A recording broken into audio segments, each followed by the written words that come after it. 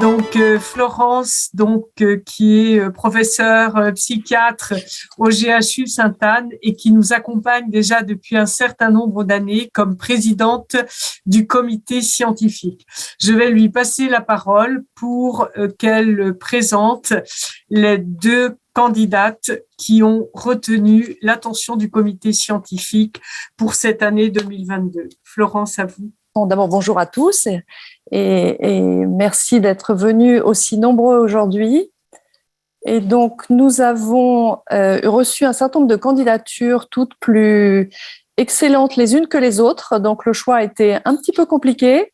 Et donc, nous avons retenu deux candidatures puisque nous avons l'habitude de donner un prix pour les sciences humaines et sociales et un prix pour neurosciences et psychiatrie, on va dire plus clinique, plus classique. Donc, le premier prix est le prix de recherche en sciences humaines et sociales qui a été attribué cette année à une épidémiologiste qui s'appelle Astrid Chevance, qui travaille dans l'équipe méthodes à l'Hôtel-Dieu, dans le service du professeur Isabelle Boutron, et donc qui a été primée pour un travail sur les nouvelles méthodes pour le développement des core outcome sets, avec l'exemple de la dépression et donc des variables qui permettent de juger de l'amélioration d'un patient déprimé. Et puis le deuxième prix donc a été attribué à une psychiatre qui s'appelle Lucie Berkovitch et qui travaille donc dans le service hospitalo-universitaire, le GHU Paris Psychiatrie et Neurosciences, donc je crois avec l'équipe du professeur Gaillard, si je ne me trompe pas, et qui donc a travaillé sur les altérations de conscience dans la schizophrénie à partir donc d'imagerie cérébrale. Et donc je voulais au nom de l'UNAFAM féliciter les deux brillantes candidates et puis nous allons leur demander dans l'ordre où elles veulent de nous présenter donc rapidement les travaux de recherche qui ont conduit à l'obtention de ce prix afin que les adhérents de l'UNAFAM puissent vous connaître un tout petit peu mieux. Donc je ne sais pas si Lucie, je vous vois, je ne sais pas si vous voulez commencer. Peu importe, comme vous voulez. Astrid, à la base, on s'était dit qu'Astrid commençait, mais alors Astrid, parfait, c'est parce que je ne la vois pas, c'est pour ça. Ah bon, ok. Et voilà. Les autres me voient ou pas? C'est parfait, et on voit votre écran. Ouais, ok. Voilà. Mais merci beaucoup, je suis vraiment très heureuse et puis très honorée de recevoir ce prix de l'UNAFAM. Donc, ça fait vraiment écho à mes travaux, donc des travaux dans lesquels j'essaye d'inclure la perspective des personnes concernées par la maladie et puis de leurs proches, ainsi que des soignants plus généralement. Donc, je vais vous présenter juste un des travaux que j'ai réalisé dans un cadre plus général. Ce travail se pose la question de comment on fait pour mesurer l'efficacité des traitements, comment on évalue donc leurs bénéfices, mais aussi leurs effets néfastes potentiels. Donc, dans ce que je vais présenter aujourd'hui, je vais vous présenter juste la partie comment on évalue les bénéfices et puis spécifiquement pour la dépression. Alors, j'essaie juste de voir si je peux passer. Voilà. Donc, la dépression, vous savez que c'est une maladie qui est vraiment très fréquente. C'est à peu près 1 personne sur 5 qui fait une dépression dans sa vie. On avait une prévalence avant la pandémie à peu près de 6% des personnes au monde, dans le monde qui étaient concernées. En France, juste avant la pandémie, on avait 9,8% des Français qui étaient en dépression. Et puis, c'est 1 patient sur 10 qui consulte en médecine générale. Donc, on voit vraiment que c'est une expérience. Soit on a déjà été soi-même déprimé, soit on connaît tous quelqu'un qui a été déprimé. C'est la 5e cause d'année vécue avec handicap. Alors, selon comment on compte, ça peut aussi être raconté comme la 3e cause. Ça veut dire que même si c'est très fréquent et que souvent c'est banalisé, en fait, c'est une maladie qui empêche de travailler, qui empêche d'avoir des relations de qualité avec sa famille, de sortir, d'avoir des loisirs. Alors, il y a différentes options thérapeutiques qui existent. Évidemment, tout le monde connaît de nom au moins les antidépresseurs. Il y en a plusieurs classes, il y en a à peu près au moins une 50aine qui existent de molécules. Et puis, on peut aussi ajouter des médicaments d'autres classes comme des thymorégulateurs ou certains antipsychotiques, alors à des doses qui sont adaptées à cette maladie. C'est souvent plutôt en 2e ou 3e, enfin 3e ou 4e ligne qu'on peut les mettre. Ensuite, il y a des psychothérapies. Alors, j'ai mis avec un grand S puisqu'il y a une revue systématique de la Cochrane qui avait été faite et qui avait identifié plus de 87 types d'interventions psychothérapeutiques. Donc, vous voyez un grand panel de psychothérapies différentes qui soit sont indiquées en première intention sur les dépressions légères, soit viennent en synergie avec les traitements médicamenteux dans les dépressions modérées et sévères, et puis surtout en prévention de la rechute. Ensuite, il y a des techniques de neurostimulation. Donc, ça va des sismothérapies, anciennement appelées les électrochocs, qui sont indiqués notamment dans les urgences vitales, dans les dépressions extrêmement sévères.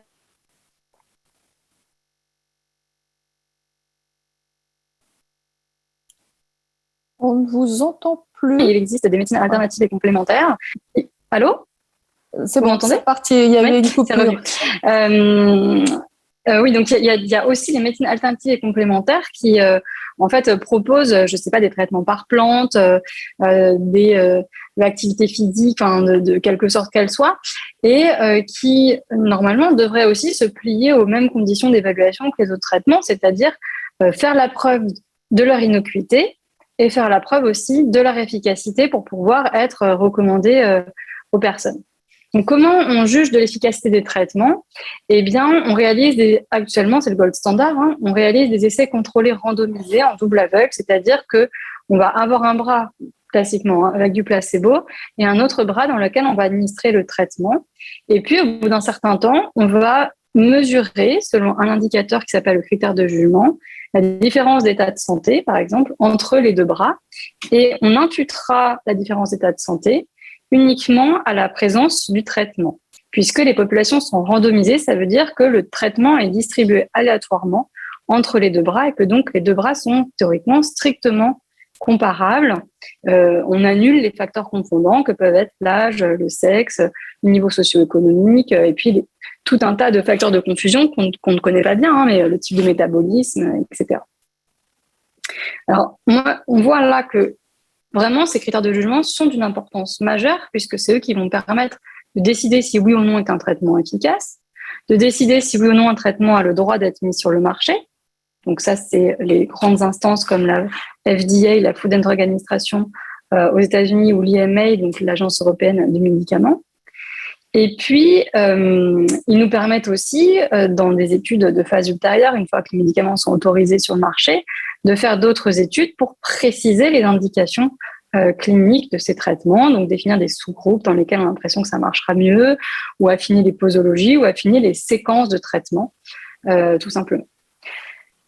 Le problème, c'est que ces critères de jugement, ils sont au nombre de 2 ou 3 maximum pour la dépression, donc l'échelle d'Hamilton, l'échelle MADRS, et en ce qui concerne, ça c'est plutôt pour évaluer les antidépresseurs, et pour la psychothérapie, c'est la BDI, donc l'échelle de Beck. En fait, ce sont des échelles qui sont dites composites, c'est-à-dire qu'on mélange des dimensions très différentes, comme par exemple, on va faire des scores qui additionnent l'insomnie avec l'idée suicidaire, avec l'anédonie, enfin le manque de plaisir, avec la tristesse, avec les douleurs abdominales.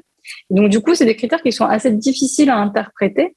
Premièrement, à la fin, on dit oui, ça va diminuer en moyenne de 3 points sur l'échelle de Hamilton, le score, mais cliniquement, on a du mal à appréhender ce que ça veut dire. Et surtout, ces critères qui ont été fabriqués dans les années 60 pour l'échelle Hamilton et les années 80 pour l'échelle MADRS, ils ont été développés sans savoir si c'était vraiment des choses les plus importantes pour les patients quand on veut améliorer son état de santé lorsqu'on est en dépression. Donc nous, on a proposé justement de revoir si ces critères-là étaient utiles et de voir qu'est-ce qui était important pour les patients, leurs proches et les cliniciens. Donc ça, c'est un papier qui avait été publié dans le Lancet en juillet 2020, donc c'est un papier de thèse. Et il y avait un éditorial qu'on voit ici par une personne concernée par la dépression. Donc, nous, ce qu'on voulait faire, c'était savoir qu'est-ce qui était important pour les personnes à améliorer quand on est en dépression. Donc, j'ai utilisé des méthodes qui viennent de l'ethnographie pour recueillir le ressenti des personnes. Donc, on a inclus des personnes qui soit avaient vécu, étaient guéries d'une dépression, soit étaient encore en dépression, des proches, c'est-à-dire toute personne qui prend soin d'une personne déprimée au quotidien, ça peut être le conjoint, les enfants, les parents, un ami, voilà. Et puis des cliniciens, c'était tout professionnel de santé en charge de personnes déprimées. Donc ça pouvait être infirmière, kinésithérapeute, médecin généraliste, psychiatre, voilà. Alors, l'idée, c'était de se dire, voilà, toutes les personnes qui ont une expérience vécue de la dépression, soit à la première personne, soit en tant qu'aidant, soit en tant que soignant, quel que soit leur poste, on pourrait reconstituer à partir de là un panorama de ce qui est important à soigner dans la dépression. Donc, on a fait d'abord une étude qualitative pour développer les questionnaires. Et puis ensuite, on a développé un questionnaire en ligne qui était fondé sur 3 à 4 questions ouvertes dans lesquelles les gens répondaient à partir de leur expérience en rédigeant une réponse textuelle. Donc, on a analysé qualitativement toutes ces réponses textuelles pour identifier les domaines importants qu'on pourrait utiliser dans les essais cliniques contrôlés randomisés de la dépression. Donc, voici les résultats. On avait inclus 3000 personnes, dont 1912 patients, 464 proches et 627 soignants. À partir de là, on a identifié 137 domaines, donc 80 domaines qui pouvaient être intéressants pour les essais cliniques et 57 autres domaines qui étaient intéressants pour les patients, mais qui ne sont pas utiles pour les essais cliniques. Donc, les patients correspondaient grosso modo à la population des personnes déprimées, donc plus de femmes que d'hommes, avec un âge moyen assez jeune, et ça c'est assez classique dans les essais, dans les études en ligne.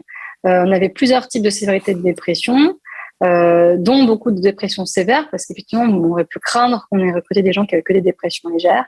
On avait aussi 22% des personnes qui avaient un trouble bipolaire. Voilà pour les caractéristiques de ces personnes. Pour les proches, pareil, on était assez près de la démographie des aidants, donc plutôt des femmes, un peu plus âgées que les patients. Et puis, effectivement, c'était une étude internationale, donc je vous ai mis... c'était surtout français, puisque moi je suis française et que pour faire ma thèse, j'avais pas non plus de très très grands moyens. Mais on avait aussi des personnes d'une quarantaine de pays différents, et le questionnaire était disponible aussi en anglais et en allemand. Voilà. Alors, ça c'est la figure principale. Donc on voit ici les 80 domaines qui sont remontés, et la taille des lignes est proportionnelle au nombre de personnes qui l'ont cité spontanément, puisque je rappelle que c'est des questions ouvertes.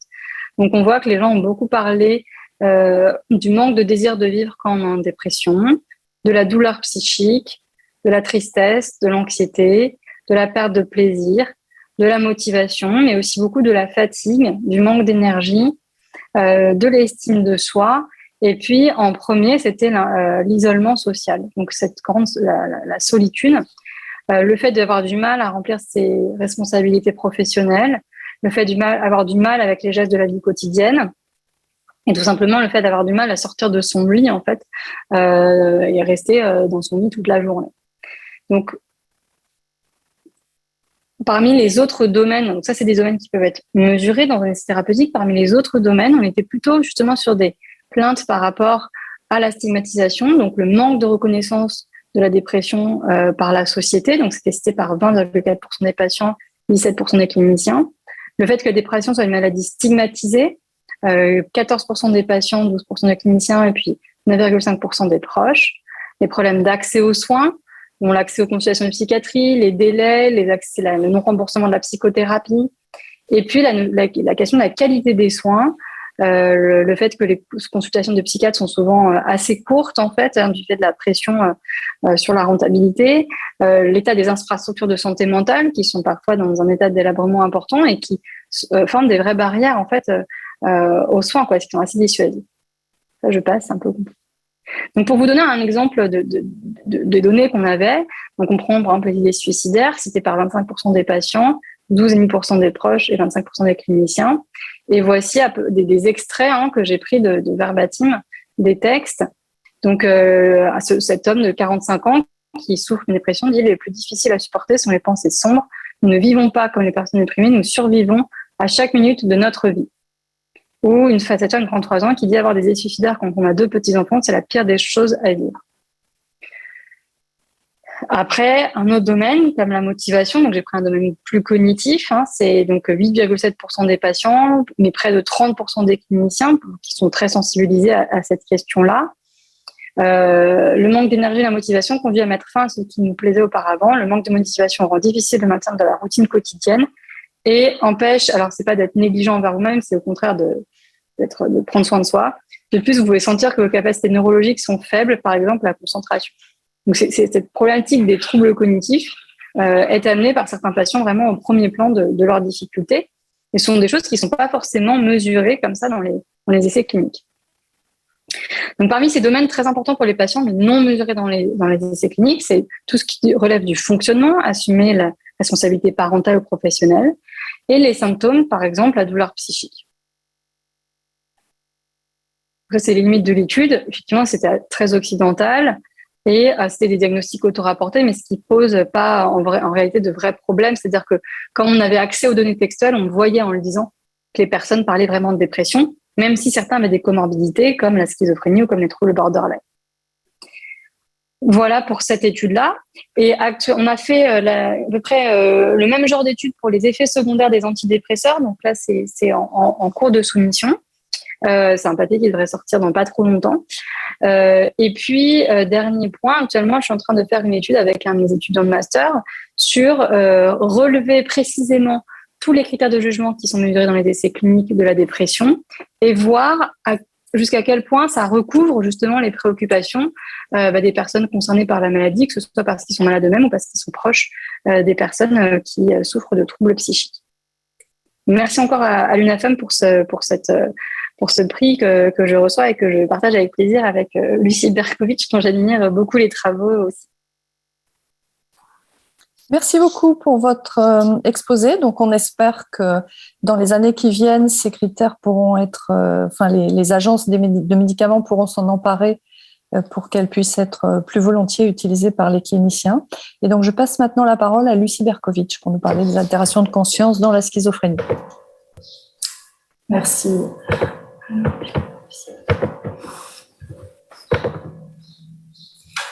Est-ce que vous voyez bien mon écran? C'est bon? Oui. Ok. Donc d'abord, un grand merci pour ce prix et puis pour me donner aussi l'opportunité de présenter mes travaux. Je vais vous parler en effet de l'étude de la conscience et de comment ça peut éclairer la compréhension des symptômes, en particulier des psychiatriques, mais en particulier des symptômes psychotiques. Alors d'abord, peut-être essayer de donner une définition de la conscience, qui n'est pas une tâche facile puisque c'est un concept qui est assez complexe. Il y a plusieurs définitions en fait qui existent dans la littérature. La première chose, c'est qu'on peut dire qu'on est conscient quand on est réveillé, ce qui n'est pas trop mon cas actuellement puisqu'il est à peu près 6 heures du matin aux États-Unis, donc c'est un peu difficile.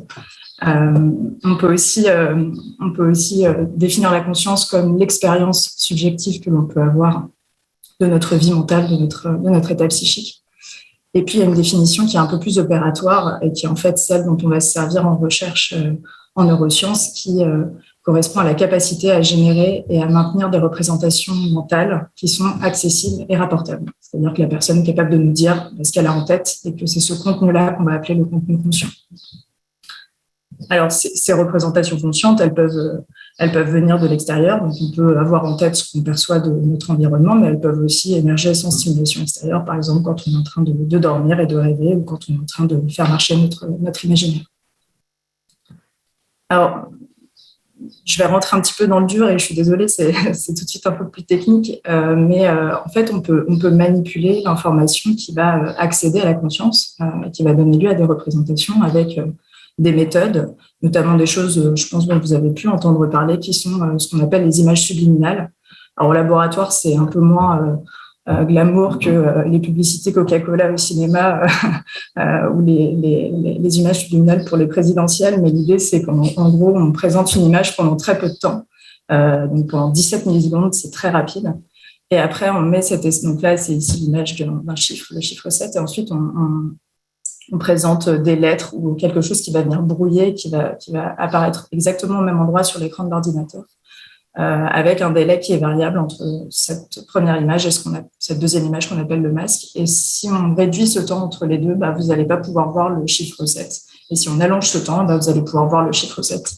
Et c'est comme ça qu'on manipule la conscience en laboratoire. Alors, on peut mesurer ce que ça donne et on peut mesurer à quel point vous avez pu accéder à cette information de deux manières. D'abord, avec une mesure objective, en vous posant une question sur ce que vous avez vu. Est-ce que ce chiffre est plus grand ou plus petit que 5 ? En l'occurrence, ici, plus grand. Et puis, vous demandez si vous avez vu quelque chose ou si vous avez rien vu.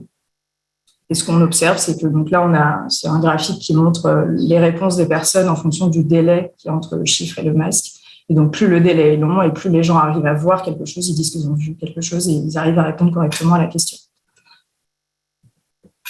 Alors, pourquoi cette question nous a intéressés, c'est que on peut penser que dans un certain nombre de troubles psychiatriques, et notamment la schizophrénie, il peut y avoir éventuellement un problème avec ces représentations mentales, puisque parmi les symptômes, mais je vais y revenir à la fin de cette présentation, il y a des idées délirantes qu'on pourrait qualifier finalement de représentations conscientes pathologiques ou anormales.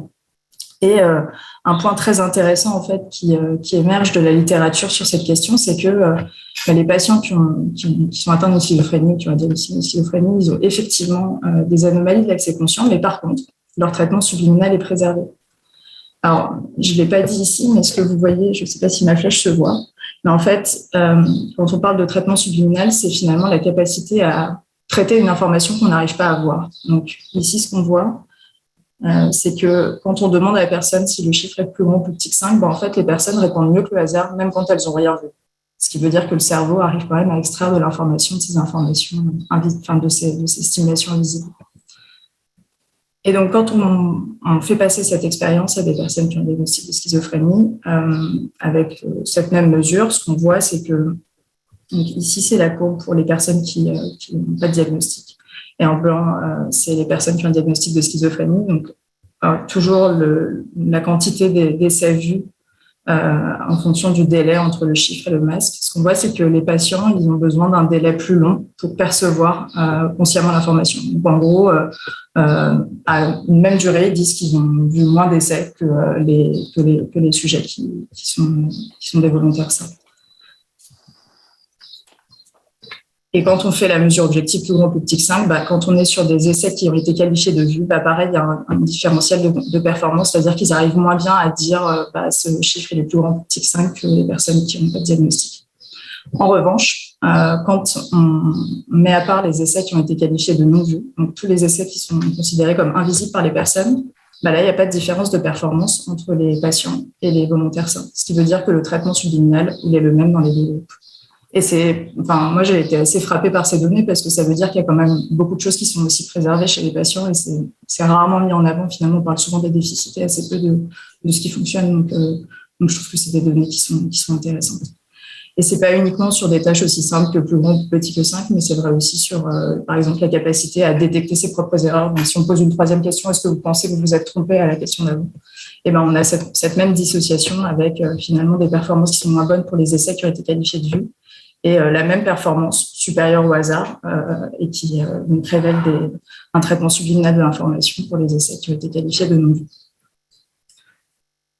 Alors, je vais essayer de vous parler maintenant de l'étude qui m'a permis d'obtenir ce prix et dont l'objectif était de faire le lien entre ces anomalies de la conscience, des facteurs anatomiques de connectivité cérébrale et puis la symptomatologie, la clinique.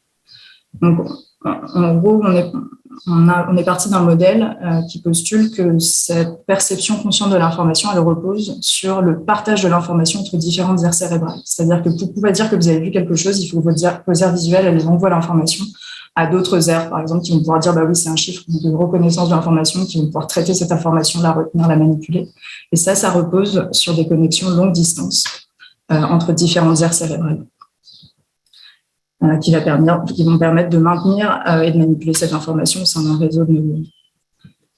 Donc ça, c'est un schéma on pourrait appeler cet espace neuronal de travail qui permet ce maintien de l'information et donc cette zone de partage d'information au sein du cerveau entre différentes aires cérébrales. Et les personnes qui ont une schizophrénie, on sait qu'ils ont des anomalies de l'accès conscient, c'est ce que je viens de montrer, donc ils ont besoin de plus de temps, ils arrivent à moins bien faire des tâches sur des informations conscientes. Et qu'ils ont également des problèmes de connectivité anatomique et fonctionnelle au niveau cérébral. Et là, il y a beaucoup d'études là-dessus qui ont déjà été publiées. Donc, ce qu'on voulait voir, c'est est-ce que ce sont ces anomalies de la connectivité cérébrale qui entraînent ces déficits de perception consciente et comment on pouvait faire le lien, est-ce que c'était corrélé finalement aux symptômes psychotiques que présentent les patients. Donc, on a utilisé toujours ce même paradigme expérimental que maintenant vous connaissez avec ce chiffre, l'un des variables puis les masses. Et on a étudié en fait dans cette étude différents groupes de participants. On avait des sujets sains, on avait des patients avec un diagnostic de schizophrénie et des patients avec un diagnostic de trouble bipolaire qui avaient ou n'avaient pas d'antécédents d'épisodes avec caractéristiques psychotiques, puisque ce qu'on voulait regarder, c'était aussi le lien avec les symptômes psychotiques dans une population qui n'est pas forcément un diagnostic de schizophrénie. Et donc, si on mesure le délai minimal pour voir l'information, ce qu'on observe, c'est que donc, chez les contrôles, il faut à peu près 50 millisecondes entre le chiffre et le masque pour percevoir l'information. On a un seuil en fait qui est à peu près le même chez les patients qui ont un trouble bipolaire sans antécédent d'épisodes à caractéristiques psychotiques. Et en revanche, si on prend les patients avec schizophrénie ici en violet ou les patients avec un trouble bipolaire qui ont déjà eu des épisodes avec caractéristiques psychotiques, donc des épisodes avec des idées délirantes, ils ont une élévation de ce seuil de conscience, c'est-à-dire qu'ils ont besoin de plus de temps pour percevoir l'information. Ce qu'on savait déjà pour les patients avec schizophrénie, ce qu'on ne savait pas chez les patients qui avaient un trouble bipolaire et encore moins qu'il y avait un distinguo entre les patients avec et sans antécédents de caractéristiques psychotiques. Ce qui est intéressant, c'est que quand on faisait des échelles cliniques, alors c'était des personnes stabilisées, mais on voyait quand même une corrélation entre ce seuil et les scores d'échelle clinique, mais pas avec les doses de traitement reçues. Et c'était aussi pour ça qu'on était intéressé par ce groupe qui a un diagnostic de trouble bipolaire, parce que certains d'entre eux ont les mêmes traitements que les patients avec schizophrénie, notamment des antipsychotiques atypiques, et que c'était extrêmement important de ne pas être en train de mesurer juste une conséquence du traitement antipsychotique, mais quelque chose qui puisse dépendre davantage de la physiopathologie du trouble psychiatrique. Alors, ensuite, on a regardé l'intégrité des fibres longue distance, puisque je vous ai dit tout à l'heure que l'hypothèse que l'on faisait, c'est que la conscience, elle repose sur cette connectivité entre différentes aires cérébrales. Et donc, on a isolé différents réseaux de fibres cérébrales que l'on peut observer avec de l'IRM. Et ce qu'on a regardé, c'est à quel point l'intégrité de ces fibres, donc la qualité de ces fibres, pouvait être corrélée au seuil de perception consciente.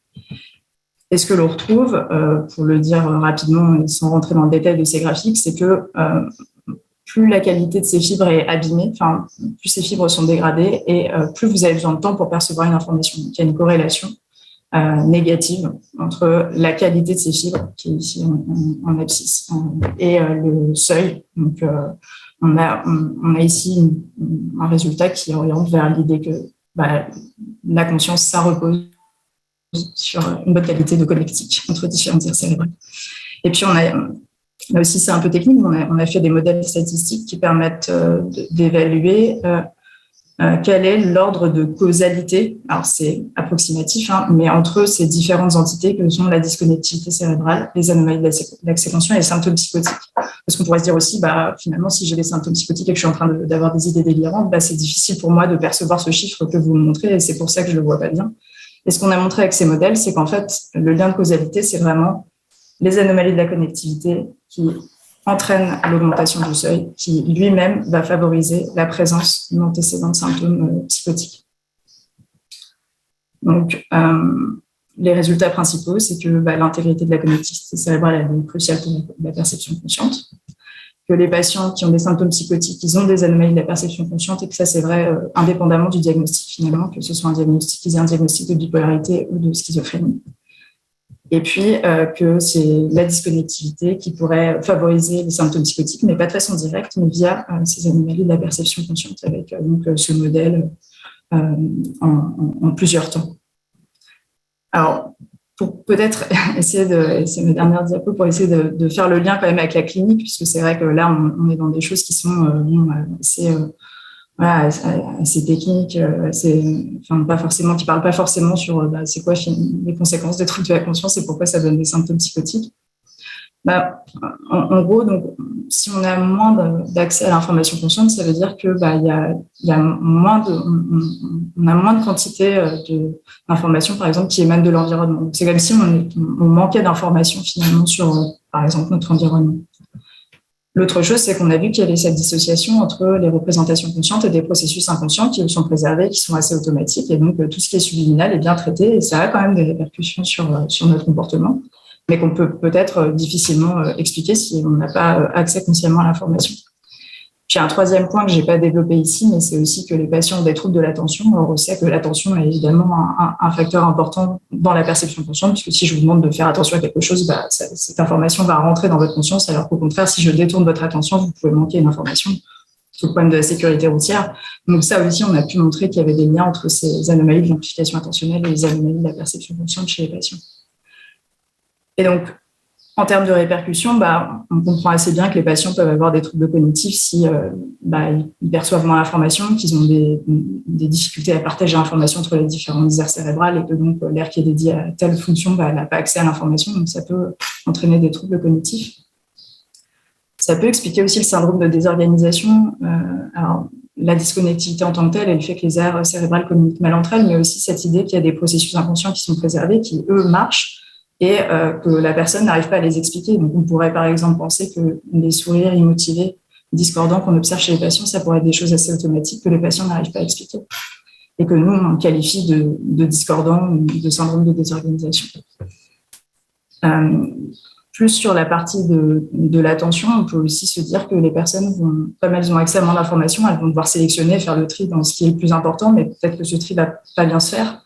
Et qu'il il va y avoir des informations biaisées qui vont entrer de façon plus importante dans la conscience.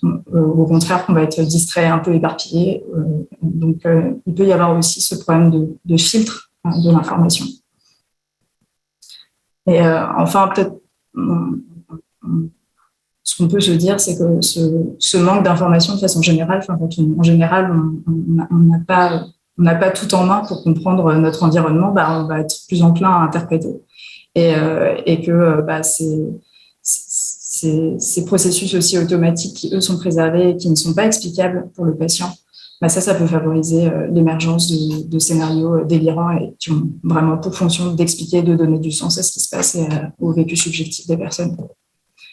Et puis, le dernier point, c'est aussi que on est beaucoup confronté à ça dans la pratique, mais les patients ont parfois du mal à identifier leurs troubles, ce qui est évidemment ce qui rend compliqué l'accès aux soins. Mais ce qui rend, j'allais dire, parfois on a même un effet paradoxal, c'est que si on se dit que nos traitements ils peuvent améliorer ces troubles de la conscience, on se retrouve dans une situation où la personne avant n'avait pas conscience de ses troubles et n'était pas spécialement en souffrance ou en demande. On la traite et puis en fait, elle se rend compte qu'il y a des déficits et ça, c'est assez douloureux et je trouve que ça permet d'expliquer, c'est une explication, peut-être pas la seule, mais à ce pourquoi les personnes ne veulent pas de nos traitements et nous disent parfois même que ce sont les traitements qui les rendent malades si en effet ces traitements leur permettent de prendre conscience de leurs troubles. Je vais un dernier point qui est plutôt un point d'ouverture parce que c'est plutôt ce qui m'intéresse et ce sur quoi je travaille maintenant, mais sur l'intérêt des modèles pharmacologiques, puisque c'est pas toujours facile de comprendre justement ces liens entre des phénomènes cérébraux et des phénomènes subjectifs, et encore moins quand on essaie de descendre à un niveau qui est plus moléculaire et vraiment ce qui se passe au niveau des récepteurs, par exemple, cérébraux. Et ce qui m'intéresse en ce moment, c'est les substances qui permettent de recréer des symptômes psychotiques. Alors, on peut faire ça chez les sujets sains, chez les patients, c'est pas très sécuritaire de faire ça, mais c'est le cas aussi. Et en particulier la kétamine, qui a longtemps servi comme modèle de psychose avant de constituer une révolution dans le traitement de la dépression résistante. Mais cette molécule, elle a aussi comme intérêt qu'à forte dose, c'est un anesthésiant et donc ça permet de faire ce lien entre une molécule qui va avoir un effet pharmacologique, des conséquences cérébrales, parce qu'on connaît aussi, on peut faire de l'imagerie cérébrale chez des gens qui ont pris de la kétamine, et puis des phénomènes plus subjectifs à un niveau cognitif et à un niveau phénoménologique. Et puis aussi les psychédéliques qui là font l'objet de beaucoup d'études, aussi dans des applications thérapeutiques dans la dépression, l'anxiété, les addictions, mais qui bien sûr sont avant tout connus pour leurs effets sur les perceptions et qui constituent également un modèle, je pense, qui est assez intéressant symptômes psychotiques pour mieux comprendre et permettre de développer ensuite de nouvelles approches thérapeutiques pour ces troubles-là. Voilà, je vous remercie pour votre attention. Je remercie tous mes collaborateurs pour ces différents travaux et puis je remercie ma femme encore une fois pour ce prix. Merci beaucoup pour ce très intéressant exposé et ça fait écho avec un article donc, qui vient d'être publié dans Nature, qui est un article qui porte sur une énorme cohorte de génétique à laquelle nous avons participé et qui montre que parmi la centaine de gènes qui ont été identifiés, ils sont pratiquement tous en lien avec le fonctionnement neuronal et en particulier les neurones pyramidaux et les interneurones. Donc ça vient tout à fait en écho avec votre travail sur la conscience et sur ce que vous appeliez les neurones qui sont importants. Et les neurones pyramidaux sont des neurones de câblage qui servent à plein de choses, mais qui sont des neurones qui sont absolument cruciaux et qui sont parmi les plus atteints au plan génétique, en tout cas dans la schizophrénie. Donc, merci beaucoup à toutes les deux. Merci d'avoir été présentes et désolée de vous avoir fait lever aussi tôt ce matin. Je ne savais pas que vous étiez aux États-Unis actuellement. Et donc, bon courage. Vous revenez en France bientôt ? Là, je suis en post-doctorat, donc je vais rester encore, je pense, au moins 1 an. Je reviens ensuite. D'accord. Et ensuite, vous revenez terminer votre clinica ou vous avez déjà fait un clinica ? J'ai fini mon clinica. J'ai fait mon clinica au service hospitalier universitaire. J'ai fini en novembre dernier. D'accord. Et on espère donc qu'on va vous voir revenir en France, que vous ne resterez pas aux États-Unis. Non, là, ça fait 6 mois. J'ai un aperçu. Je pense que je vais rentrer. D'accord. Voilà. D'accord. Et Madame Chevance, vous avez un poste de praticien hospitalier maintenant ou vous êtes chercheur? Non, moi, je suis chef de clinique en santé publique, du coup. D'accord. À l'Hôtel-Dieu, voilà. Ouais. D'accord. Et ensuite, vous allez rester dans le domaine de la psychiatrie aussi? Ah, bien sûr, je suis psychiatre de formation, en fait. D'accord. Je suis juste partie pour le clinica. Et j'ai une activité à 25% en clinique, aussi au service hospitalier universitaire, de consultation sur les pathologies résistantes. Ouais. D'accord. Merci beaucoup à toutes les deux.